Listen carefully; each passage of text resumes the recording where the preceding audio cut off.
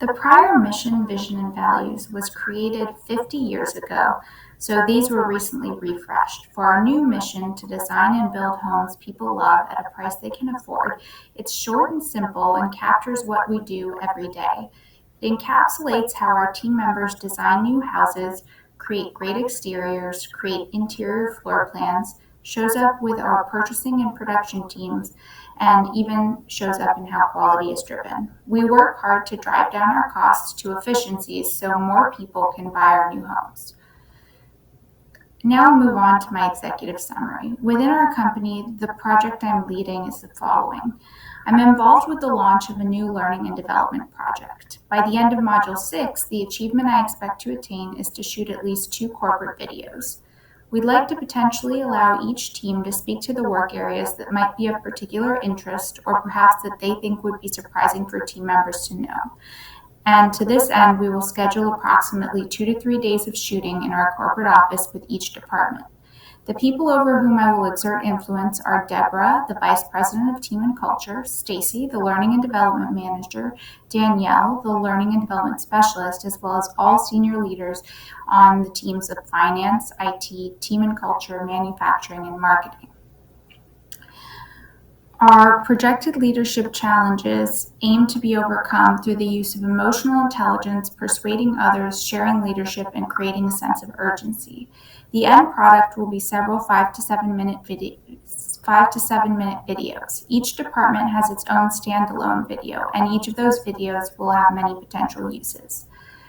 The focus of the videos is going to change from a focus on the organizational chart to a focus on a plot of land from purchase to move-in. The project is going to be reprioritized to begin shooting in the new year.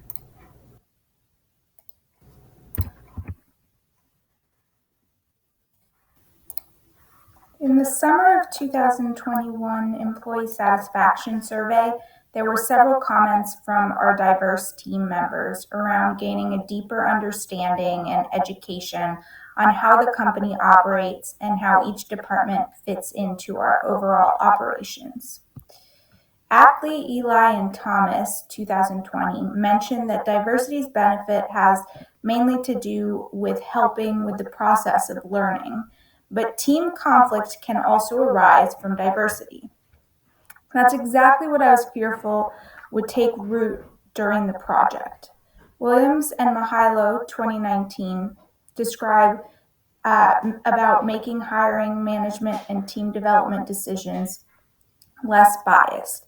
And in this case, taking on the project is a team development decision. How we can strive to make decisions on the project team less biased has been one of my personal leadership challenges.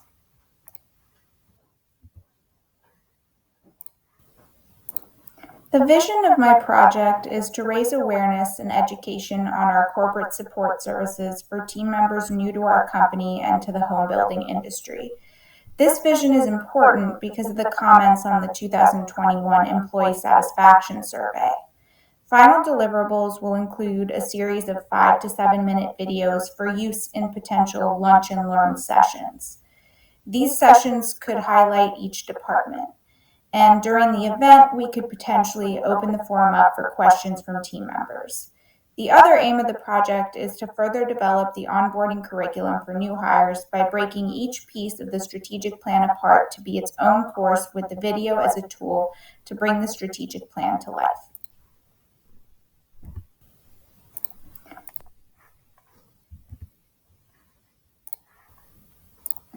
These are my SMART goals. I wasn't able to achieve either of my SMART goals within the allotted time, nor was I able to fulfill the vision of the project. The differences between the intended and actual outcomes occurred due to a combination of the project not having been fully thought through by senior leadership and my own leadership shortcomings. I wasn't persuasive enough to convince the learning and development manager to stick to the original focus of the organizational chart as opposed to a plot of land. I also wasn't able to persuade leaders to push the project forward before the new year. For my first SMART goal, the outcome-based objective was that every participant in the Lunch and Learn events will be able to define the corporate support functions of Stanley Martin Homes senior leaders after attending the events next year. And to get there, the action steps proposed were to ask participants to watch the final tapings of the videos during the Lunch and Learn sessions, to request that the participants take knowledge checks, identifying key corporate support functions supplied in the taped videos during every session, and to elicit orally the corporate support functions of senior leaders from participants at the conclusion of every session. However, we weren't able to get to the first SMART goal, so we weren't able to put into action the action steps. The project is just moving slower than anticipated. For the next SMART goal, the second one, the outcome-based objective was that every participant in the Lunch and Learn sessions will be able to recall orally and in writing the Stanley Martin Homes organizational chart and strategic plan. The action steps to get there are to ask participants to review the organizational chart and strategic plan before attending the Lunch and Learn sessions next year, to request that those participants fill in the rungs of the organizational chart and pieces of the strategic plan during their Lunch and Learn sessions with knowledge gleaned from the recorded videos, and to elicit orally and in writing the rungs of the organizational chart as well as elements of the strategic plan during a post-assessment at the end of every Lunch and Learn event. Now, same thing here, we didn't actually get to this SMART goal, and the scope of the project was changed. We're actually no longer focusing on the organizational chart, so the second SMART goal is going to need to be tweaked accordingly.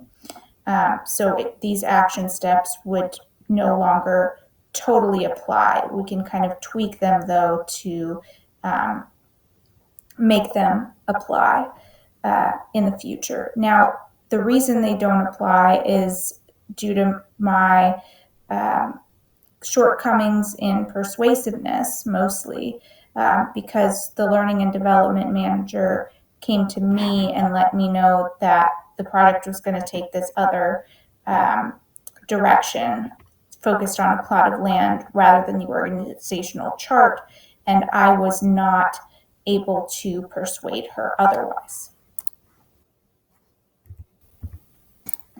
These are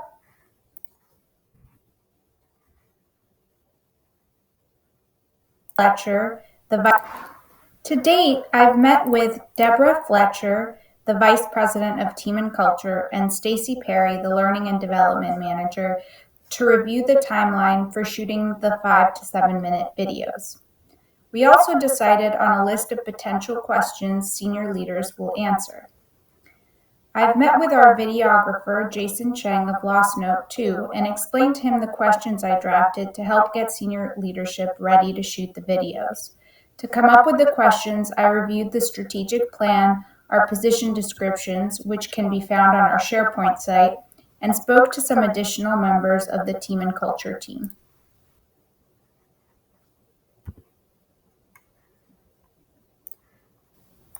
As I already told you, I met with Deborah Fletcher, Stacy Perry, and reviewed the timeline for shooting the 5 to 7 minute videos. And we decided on a list of potential questions. And then I also met with our videographer and explained to him those questions. And I wanted to tell you a little bit more about what questions I came up with to share with Jason Cheng and with the rest of the team.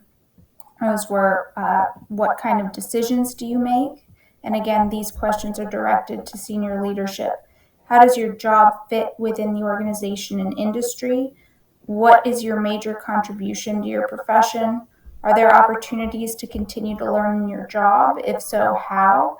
What expertise have you developed? What are your main responsibilities as a blank? What is a typical day and or week like for you?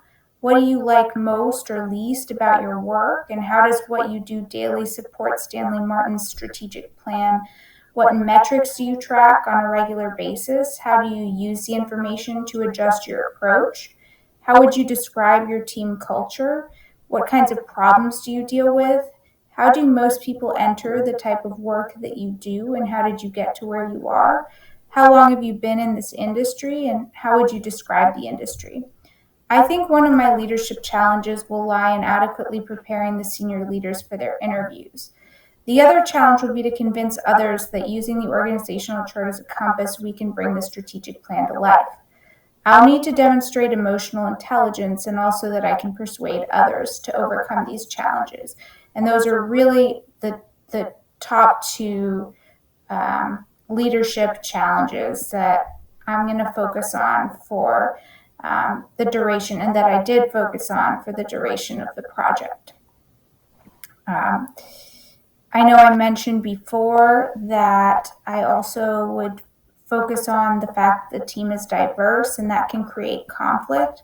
So I think that the diversity of the team and the conflict created from that diversity can be counterbalanced with that emotional intelligence and persuasiveness that I am challenging myself to bring to the project. Goleman, 2004, believes that emotional intelligence is a cornerstone of being a leader. And one component of emotional intelligence is self-awareness. It's not unlike a muscle. Self-awareness can be strengthened through persistence, practice, and feedback. Knowing your own strengths and weaknesses, though, can be at the expense of your own happiness as a leader. So I may be unhappy as I exercise this muscle of self-awareness, and I need to deal with that. There are various ways to build your emotional intelligence that I could mention, but Toggle and Barsu suggest going into coaching mode, which is one action that I've taken. That means incorporating asking open-ended questions instead of offering to give advice on how to perform someone's job. I'll be doing this when I'm preparing senior leaders on the team and trying to convince the rest of my team members to use the org chart as a compass.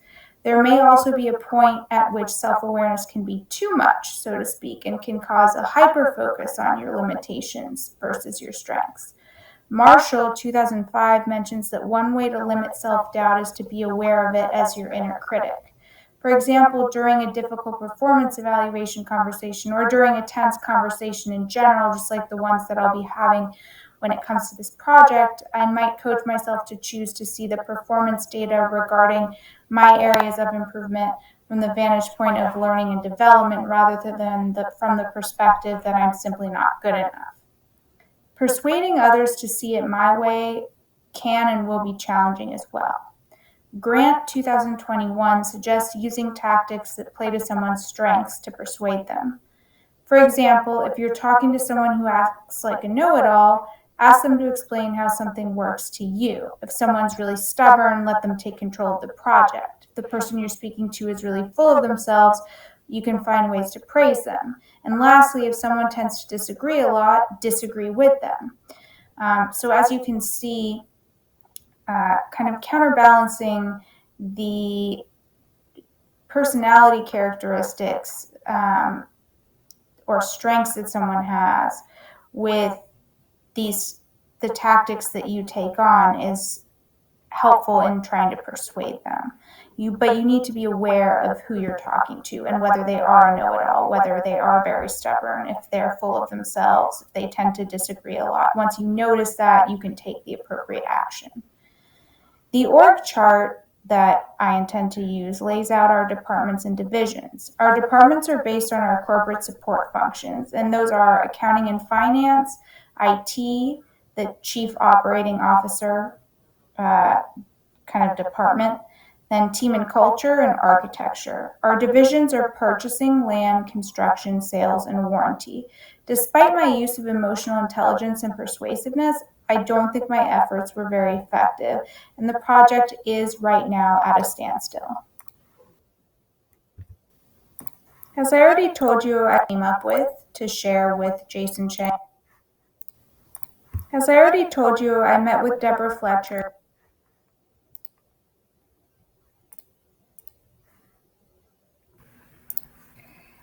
I previously stated, the team I work on is diverse, and conflict can ensue from this diversity. There are two ways I can help mitigate conflict occurring on the team. First, I can work to share leadership. Per Bayana, Gupta, and Sharda, 2021, this is an effective action on multi-generational teams in particular, which mine is. It's apparently said to promote the adoption of cooperative conflict management styles, and it's said to make the use of competitive and avoidance styles less appealing to team members.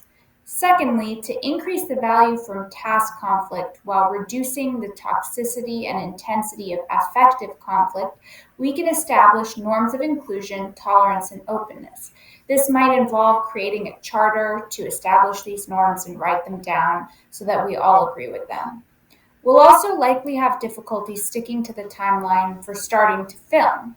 We had initially set out to start filming in December, but we aren't ready to start yet due to a lack of urgency. Ryan, 2021, suggests creating a sense of urgency on the project teams by publicly praising urgent actions. So when my manager meets with hers about the status of the project and then reports back to me, I can praise her for being so prompt in getting back to me with status updates.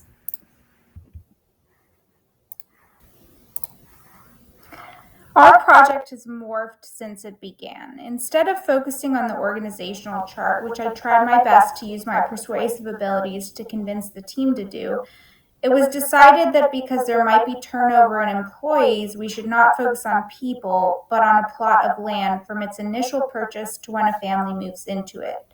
We should still tie in our strategic plan. The exact story we are going to tell about this plot of land is still to be determined, and filming won't start until January 2022. Another factor to consider is that not all corporate support functions work hands-on with the land. Sales and field employees, for example, do not work directly with people, either getting them to buy the land or building on the land itself. However, our department, Team and Culture, also provides a corporate support function by attracting and retaining great talent. We also integrate new team members joining from mergers and acquisitions. And we strive to create a culture of high performance. But as you can see, all that is internal to the company and not occurring externally on a plot of land. So how do we fit into this story that we're going to tell? That's still to be determined.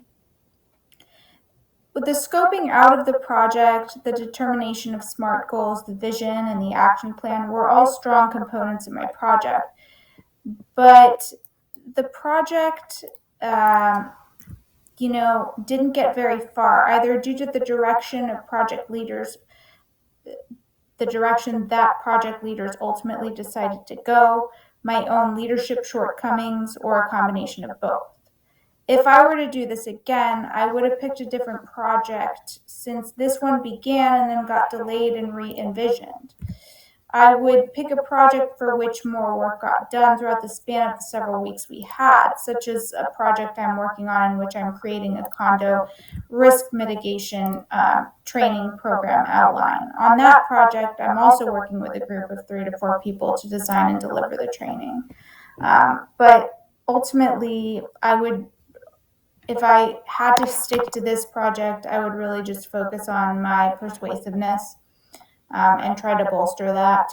I don't think it was very strong in this case, and I don't think I tried to use any give or take bargaining with the other parties to try to actually move forward with my idea of using the org chart. So that's something to look at as well.